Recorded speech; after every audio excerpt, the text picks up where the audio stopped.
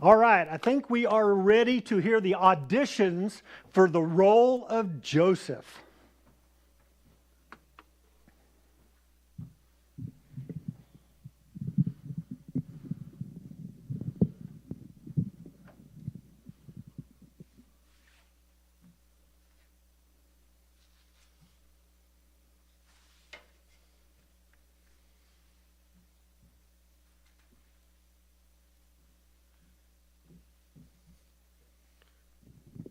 Uh, shoot. Yeah. Is this here thing on? I'm Joe Penner. Well, hey, Joe. So, why are you auditioning for the role of Joseph today? Well, in all honesty, pound for pound, my wife wants me to. Oh, so this is not something that you volunteered on your own? No. Say it ain't so, Joe. I can't. I wish it weren't like that. But my wife says I'm too much of a caveman, you see. My own little world all the time, watching Sports Center and hillbilly hand fishing and not really doing a whole lot to edify the body of Christ and whatnot. I see. Well, Joseph is a big role. I mean, he was the earthly father of the Messiah. I mean, he trekked a trail from their hometown in Bethlehem on foot over like 300 miles to register for the census. And then he married a woman that was pregnant with the Son of God. I mean, these are big shoes to fill. Well, about all that, it is a good possibility I ought to have auditioned for the role of a shepherd or something like that, again, my wife's idea for me was to play Joseph, because turns out it is my full name, Joseph Arlene Penner. Arlene? Yeah, my mom was a twin, and her sister's name was Arlene. And it was the third child in the family and no girls, and hence I got my aunt's name as my middle name, Arlene. Embarrassing. I know. Humiliating. I agree. Makes me kind of just want to run and hide when your mom is mad at you and calls it your name. Joseph Arlene, you put that cat down. God didn't put that cat on this here earth to make him a boomerang. My mama was a bit sensitive toward the feline community. Well, I guess somebody needed to be. But, you just might be the perfect role for Joseph, Joe. Well, now, Mr. Director, pound for pound, I'm probably not seeing what you're seeing. Well, here's the deal. All the emotions that you felt, the confusion, the embarrassment, humiliation, disillusionment, Joseph felt all those things. I mean, I've seen the live nativity. He always looks all happy looking down at his boy Jesus. See, there ain't no emotions or anything going on when I got this here manger and Joseph, but... Well, how do you think Joseph got to that moment? I mean, what do you think were the emotions going on in Joseph's heart, his soul, and his mind when the angel delivered the news that Mary would be with child carrying the Son of God? Well, I never really thought about it like that, Mr. Director. I just guess I always pictured him saying okay and being good with it. Well, as you would say, pound for pound, it was probably a major blow to his world. I mean, do you think that this was good news at first for Joseph, or did he have to wrestle with what everyone's going to think about him? Well, I'm more of a live and let live kind of guy, but I'm guessing in some ways it was not his will, but in fact God's will be done. Exactly. It's kind of a little bit like my situation, really. Not my will, but My wife's? Well, no. You've gone a little off track here, Joe. See, well, but speaking of a union, Joseph, after hearing the news and being a righteous man, he wanted to divorce Mary quietly so it wouldn't be brought out in public. And back then, even during an engagement, it took 2 witnesses to legally get a divorce. And he thought Mary was unfaithful. And it wasn't until the angel said to marry her and take her home that Joseph finally listened and followed. Well, Mr. Director, I reckon if you think Joseph felt and wondered those kinds of things, I might be right for this role after all. I say put me in if you want to. Yep. I think you're ready. I think you're ready for this. I think you nailed your audition with the simple realization that it's not your will, but God's. And his son would say the same exact thing 33 years later as he died for the sins of the world. Yeah, I'm sure, honestly glad he done that for me. You know, I'll be actually, I think, remembering that as I'm staring at the baby in the manger. I think that might be what you theater folks call getting into character.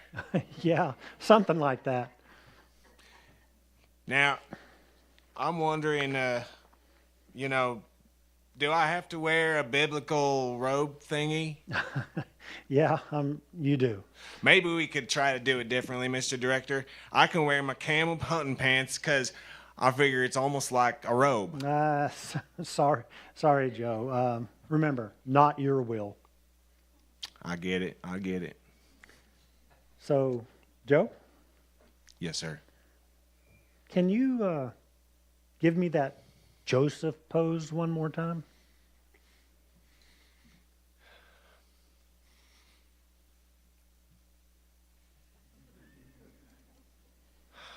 Wow.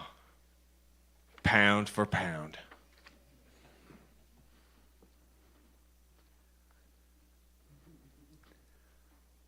Pound for pound. You see, I can't see. Look at Joe. Full name Joseph Arlene Penner, right? Standing there, frozen nativity scene. Tear running down his cheek, I'm sure. A minute ago, he was just wearing, boots, ready to go hunting. NASCAR loving hillbilly, whatever he said. Caveman, that I remember.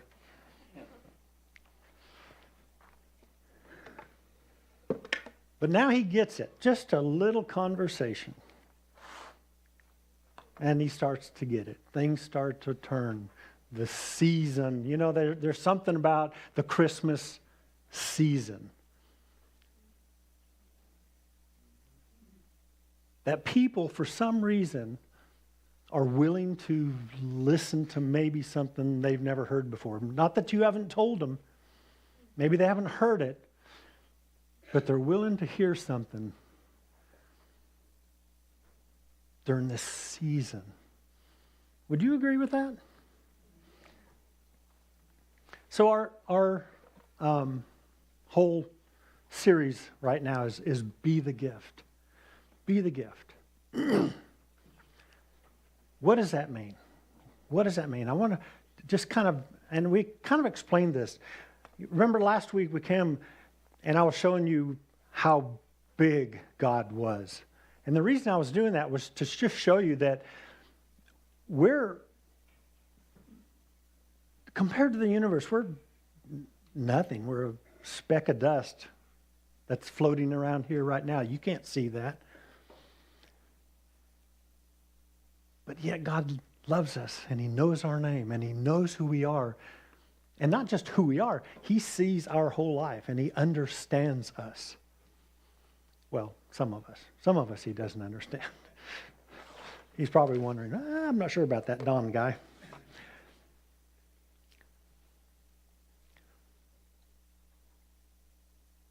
So I just want to turn that whole thing a little bit and come down deep inside us. That little speck of dust, that little blue dot in the whole cosmos. You remember seeing that? We're a speck of dust on the speck of dust on the speck of dust on the, aren't we? We're just.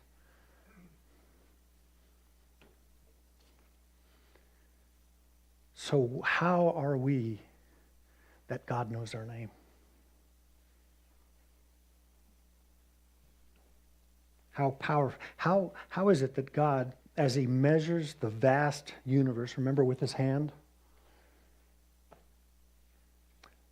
Yet the word that he created, that the word created became flesh. Emmanuel, God with us. Remember we talked about Emmanuel, God with us. So I just want to kind of go there this week. In Matthew 1, it says, because Joseph, her husband, was faithful to the law and yet did not want to expose her to public disgrace, he had in mind to divorce her quietly. So let's dive into what Joseph was seeing, was feeling, and we kind of explained that in the skit, and I think we understood. A lot of times in the Bible, we don't get all of the backstory, do we? And sometimes we don't place ourselves in that person's shoes. And when we do that, we get a whole different outlook on, or a whole different view of the Bible, a whole different perspective of the Bible. I remember when I went to Jerusalem the first time, it literally, for me, and I'd never heard the term, now I hear it all the time, but it made the Bible literally come to life. The things that I saw and walked, and I told you about me standing on the Mount of Beatitudes, probably really close, if not in the spot that Jesus stood there and spoke. But walking through that whole perspective, it gives me a different perspective of the Bible. And so I just want to do that with Joseph today. What was he thinking? What was he feeling? Remember, we're to be the gift. And Joseph, to me, he saw that, and he became the gift. He became a gift. So let's talk about that. I mean, put yourself in Joseph's, hunting boots over here for a second. I mean, he was a righteous man. He was a carpenter, probably already had his house half built and, a wedding date set. He had a honeymoon planned. And then Mary comes up to him and he drops the news to him. That's like, I'm pregnant. What? He's like, oh yeah, and it's not yours. Oh, and he's like, well, I know that. So it's worse than unfaithfulness. It's like Mary then says, hey, and an angel told me that it was God's son. Put yourself in Joseph's shoes. It's what? Yeah, right. See, Joseph's world just exploded. I mean, his reputation, gone. His future, as far as he could see, I'm saying from Joseph's views, right? It's gone. Every plan he had for his life, gone. He's hurt, he's confused, he's humiliated. I mean, does that sound familiar? We've been there. You've probably been there multiple times. Things happen in your life, and it's like, what? How did I end up here? Where did I go wrong? Or usually you're saying, where did my wife go wrong? Or where did my husband go wrong? Or where did my kids go wrong? We try to blame it on somebody else, don't we? But we don't see the big picture. So let's live in the moment. And that's where I'm going to go today. Let's live in the moment. And it's hard for me to agree with this statement, but You know, you've heard it, and I've heard it, that circumstances don't matter. What matters is what you do with the things that happen. So what happens doesn't matter. Circumstances don't matter. It's what you do with that matters. And if you can really live that way and think that way, you can turn a lot of things around for yourself. And I'm speaking to me too. Because if you live that way, the reason you're living that way, and we're going to get into this, and I'm getting ahead of myself, but I'm going to go ahead and say it, is because we're learning to live in love. And what does that mean? It means loving everybody. And it's, no, I can't love everybody. You don't know what they've done to me. I'm not saying you have to be friends with them. You got to love them, and there's a difference. You don't know what they've gone through. You don't know where they've been. You don't know why they're so angry. You don't know why they're so critical. And I'm not saying love those things about them, but you can love them.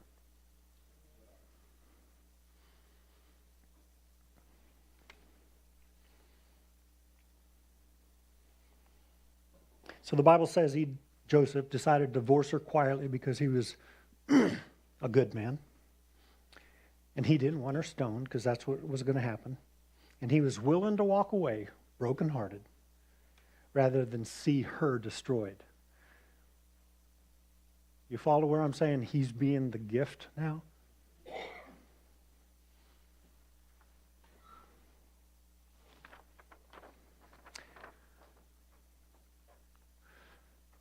Matthew 1:24 says, when Joseph woke up, because God showed up in a dream, Joseph's confused. He's going, I don't believe all this, right? And he says, what's going on? Why is my world changed? The shambles, it's going down the wrong path.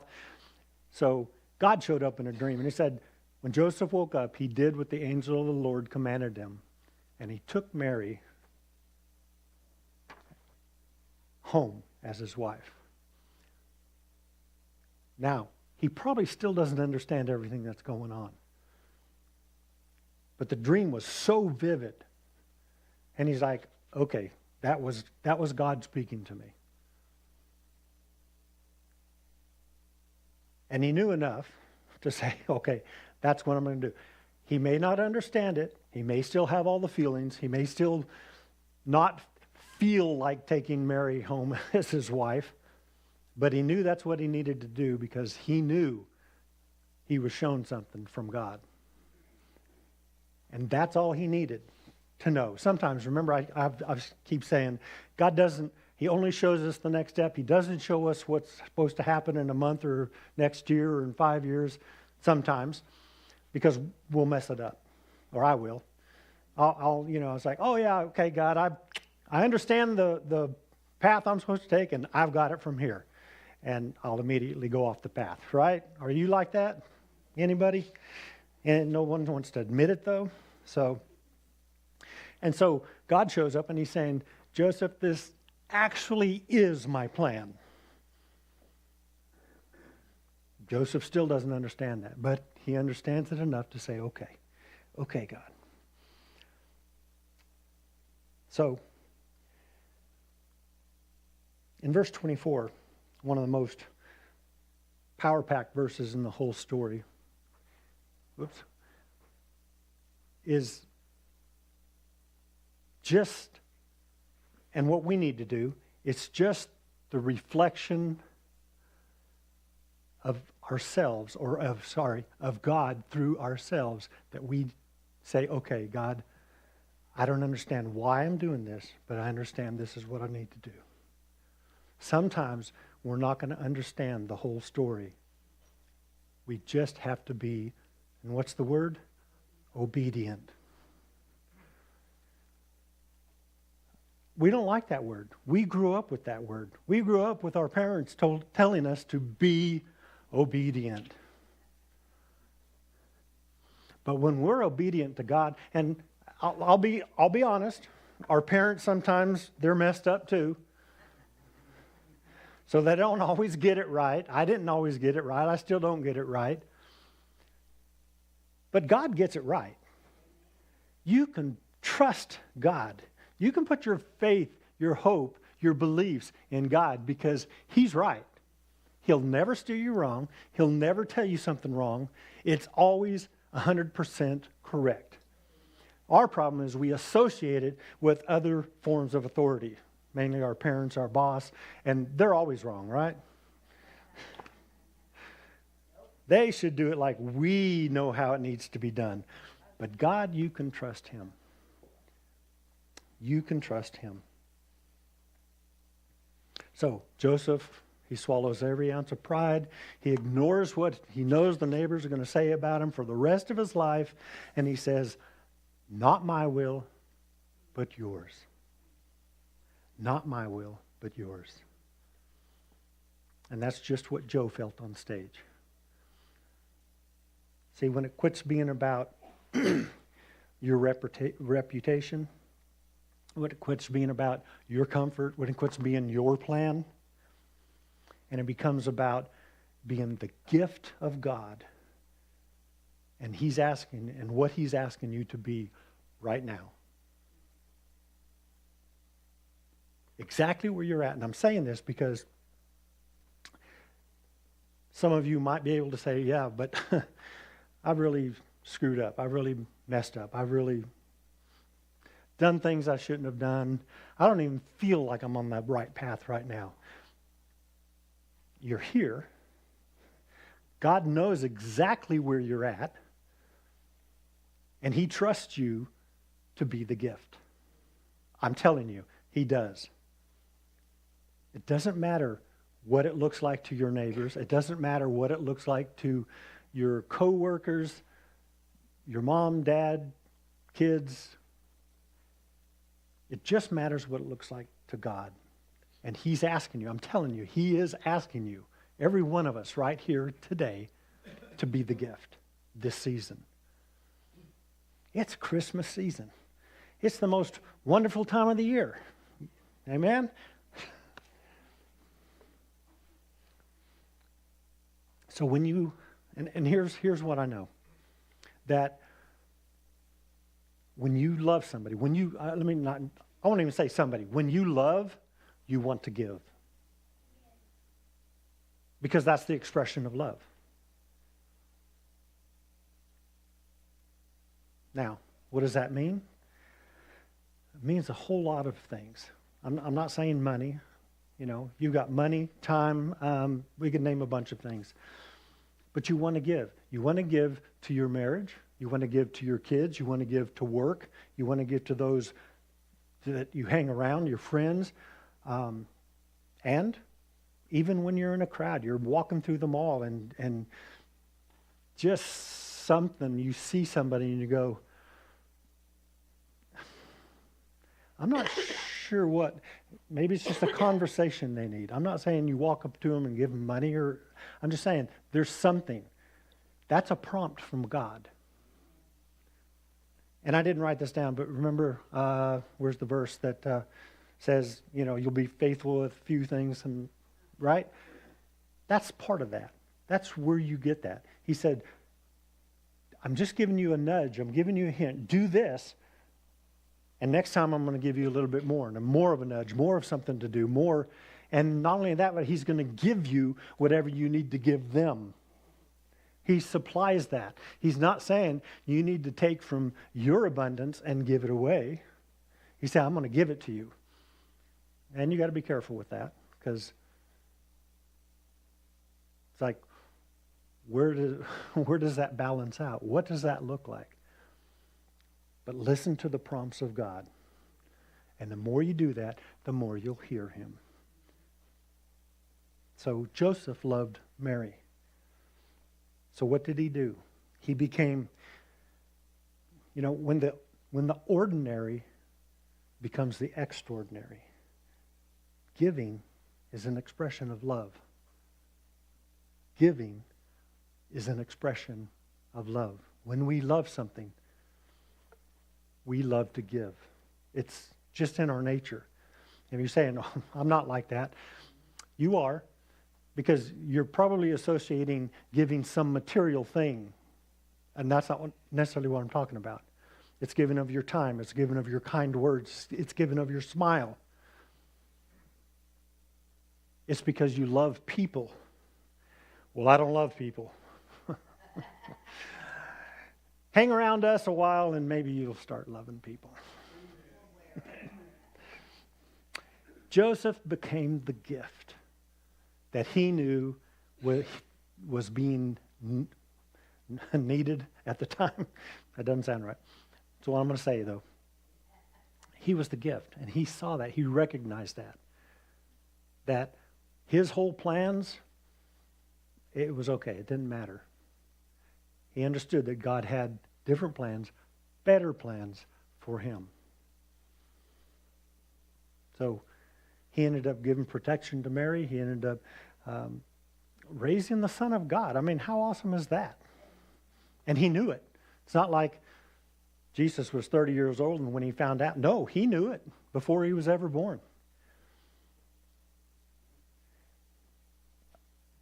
I mean, one of my questions is, do I whip the guy or his little brat? When, it's okay to whip him? Because probably I didn't need it though, did he? I don't know. I have no idea how he grew up. We can only speculate. But I would just be careful raising the Son of God. But he gave up his planned life to do what God asked him to do. And all I'm saying is, most of the time, we don't have to give up everything that we're doing to follow a simple calling of God. And sometimes we do. I've never prayed that God would send me off to, Africa to be a missionary or, it's like some people love that. I don't know about that. That's an ultimate sacrifice. I really admire people like that. But I also admire people that do the little things. That go out of their way to be the gift to somebody that really, really needs whatever that is in the moment. You've heard story after story of people that are really down or maybe they're thinking of committing suicide and it's just an act of kindness, and you may not even think it's some big act of kindness, but they receive it as that, and it changes their life. It literally changes their life. And we may not see that, and it's not important that we see it.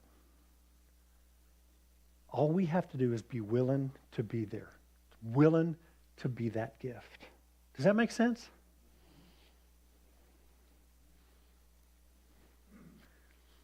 When the ordinary become what? The extraordinary.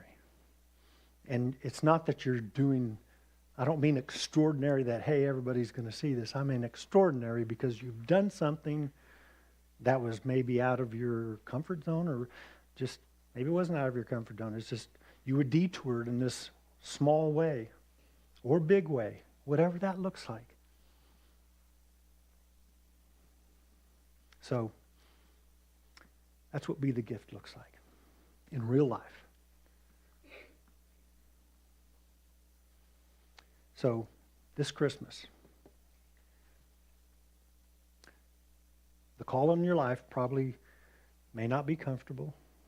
It might cost you pride. It might cost you time. It might cost you money.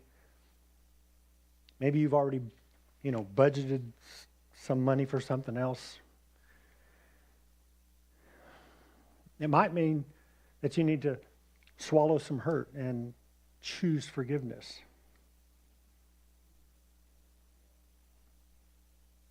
It might mean opening your home to a family or friend or an uncle that drives you crazy. No, you just lost me right there, Don.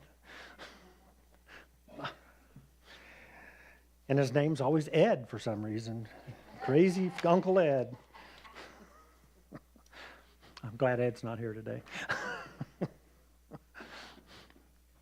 I wouldn't have said that if he was. No, I'm just kidding. I probably would have. Joseph's yes to him at the moment didn't look spiritual because it still looked like a scandal to him. Still looked like he was walking into and with shame. But in the end, it looked like the nativity scene because Joseph chose to be the gift. So here's the question this week. What is God asking you to do, to be? And are you willing to say yes to that, whatever it is, even if it's going to cost you something? Where's the Holy Spirit nudging you? See, that's the spirit of Christmas. That's the Spirit of God. And it's actually all the time. All year long.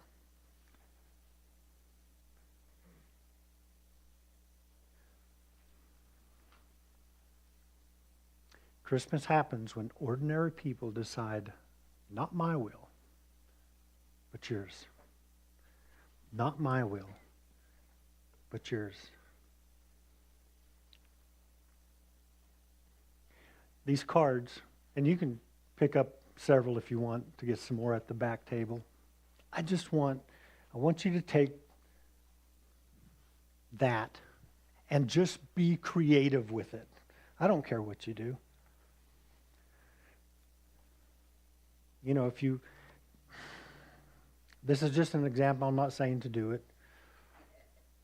You know, if you got $20 and you're walking through Walmart or walking through a mall or walking down Main Street or whatever, and God prompts you, take the $20, put this with it, and hand it to him. Or $5 or $100 or no bucks, or do something for them. Or go to your neighbor and, take out their, and she's like, what are you doing that for? No reason, but I want you to have this also. And it just says, I give because he gave. This random act of kindness was done in the name of Jesus, the one who gave everything to us. Merry Christmas from someone who is learning to be the gift. So just take that, and you can grab whatever, some more back there. But take the one that you've got now and be creative. Just do something with it. I don't care what that is. Preferably, it's to somebody that you don't know. It doesn't have to be. That's not a rule. There's no rules. And there's no rules. You can take and throw it away. Doesn't matter. But be the gift. Because when God sees you doing even the small thing, you become extraordinary to him.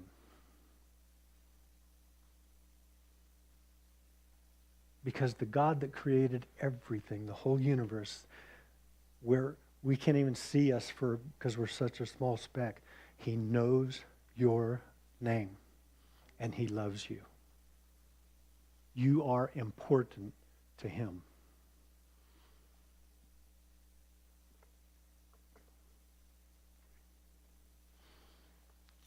And the last thing, I just want you to stand with me real quick. I want you to pray with me as we pray this. It's also written on your handouts. I just want to pray this together, okay? You ready? Lord, whatever you're asking me to lay down, whatever you're asking me to pick up, whatever door you're asking me to walk through, that looks like it's going to hurt, I will be the gift. Use me. Say those last two lines. I will be the gift. Use me. God, we just come to you right now and we thank you. Thank you for loving us. Thank you for as much as we seem to be insignificant. we are significant to you. And that person walking down the street, or sitting on the street, or curled up on a park bench, or aimlessly walking around, whoever that is, God, they are significant too, especially to you. So just teach me, use me to be the gift this season. And whatever way that I can, whatever small way, whatever big way, if it hurts, just show me. And I pray that everyone in here is willing to be whatever you're wanting them to be, because you already know they are. You've already been working on their heart before today. They already feel your presence. All we're doing today is confirming that feeling, that they're listening to you, that, yeah, God, we can hear you. So thank you for the confirmation. Thank you for loving us. And thank you for allowing us to be the gift. And we pray these things in Jesus Christ's name. Amen. Amen. You may be seated.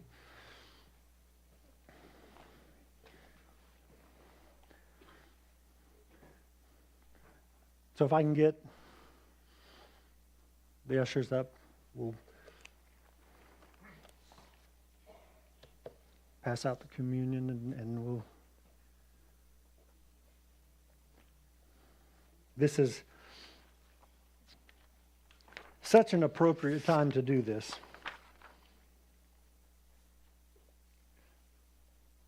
Because this is what it's about. God gave his life,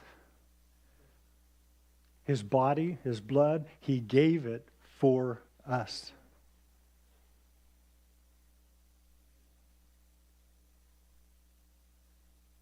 And sometimes we just need to be reminded how much he loves us. And that's what I've been talking about the last couple of weeks. That the God of the universe finds you amazing. After all, he created you. Would he create something that's not amazing? That's not how I see you guys. That's how he sees you, okay? I'm kidding. You're amazing. And God knows that, but he wants you to know that. In such a way that he sent Christ, his son, to show you that, to be an example of that.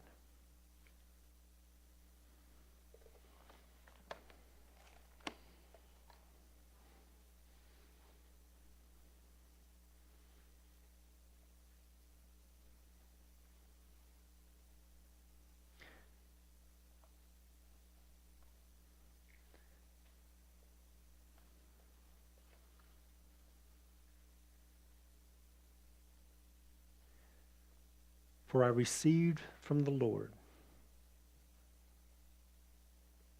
that which I also delivered to you, that the Lord Jesus Christ, on the same night in which he was betrayed, took the bread. And when he had given thanks, he broke it, and he said, good timing, take, eat. This is my body, which is broken for you. Do this in remembrance of me. You may take the bread.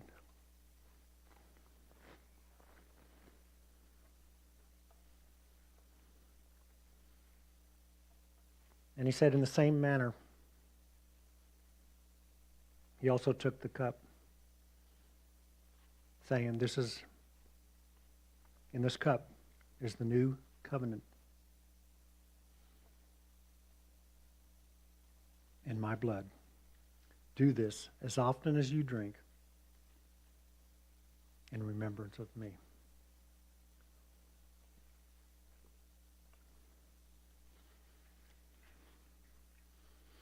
God, we thank you again for your Son, Jesus Christ. Jesus, we thank you for filling our life, for connecting us to the most wonderful God. We don't want to take that lightly this season. You were the gift to us. And there's no way we can match that. But you find excitement when we try. When we try to go out and be the gift in what we would consider a small way, but you consider it awesome. You consider it huge. And so may we be the gift for you and return what you've done for us in remembrance of what you've done for us. And we thank you for it. In Christ's name we pray. Amen. One more verse. For as often as you eat this bread and drink this cup, you proclaim the Lord's death till he comes. Amen. Amen. Let's pray over the food. God, we just thank you once again for the food that you've provided, for the hands that have prepared it. And we don't take that lightly. We thank you for those that have purposely got up early, maybe stayed up late, preparing this food. So bless them. Bless the food to our bodies. God, we give you all the praise in your precious Son's name. Amen. Thank you, guys. Go be the gift. Go use the card. There's more back there if you want them.